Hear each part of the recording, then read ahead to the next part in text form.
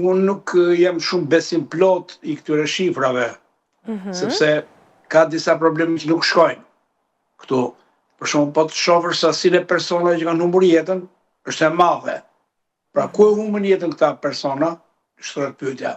E dyta, është që do të mendoja që këtu ka nevojë për disa rubrika të tjera kjo pasqyra që ka Instati, pra duhet të thotë sa karambole, sepse këtu shumë njerëz nuk di t'i dallojnë gjërat.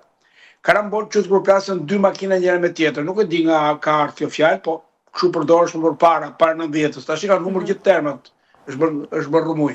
Pra sa karambole. Karambole që kur përplasën 2 automobila dhe nuk shkaktojnë humbje jetës njerëz, por dëmtojnë automobilat. Një. Pra duhet ta kemi këtë. Sa prej tyre kanë kështu, pra duhet bërë kjo dhe pastaj bëhet shumatore e aksidenteve. Se çfarë ndodh? Regjistrohen vetëm ato që ka sjell pasoja, por në fakt edhe një person tjetër që është plagosur aty, apo një person tjetër që ka marrë plagosje të lehtë, nuk evidentohet fare, po dhe është dëmtim.